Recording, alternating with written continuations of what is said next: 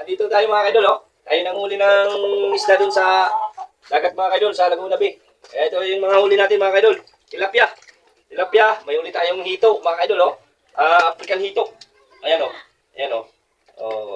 Umano pa nga mga kaidol. Nahuli namin sa ano mga kaidol.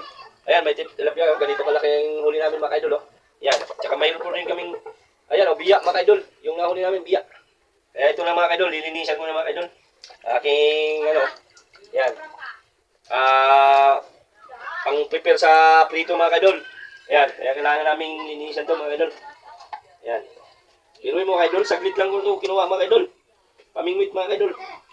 Ano, yung gamit kong pamingwit, yung imbento ko lang mga kaidol na pamingwit. Pero ito lang pamingwit ko mga kaidol, oh. Dito ito mga kaidol.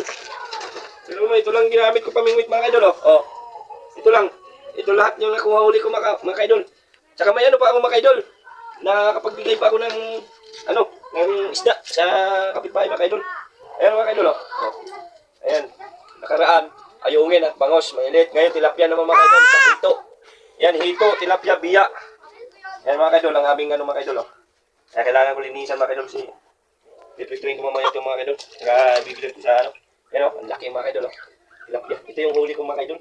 Akala ko na ano nang lumarin, yung pala, tilapia lang. Ito, hito mga kaidol, oh. Nahuli namin sa ano mga kaidol. Sa pamingwit. Yan, pamiwas pala.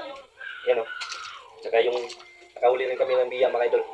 Ito, mahal to sa palengke mga kaidol, yung biya na nahuli namin. Mahal to. Tsaka itong hito. Yan, oh. Biruin mo, nakahuli kami ng hito. May hito pala dyan sa ano, sa pagpamiwas namin dyan.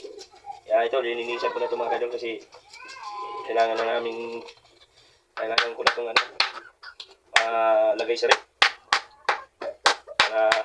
Bukas, automatic mga kaidol, mayroon na tayong pangulam mga kaidol.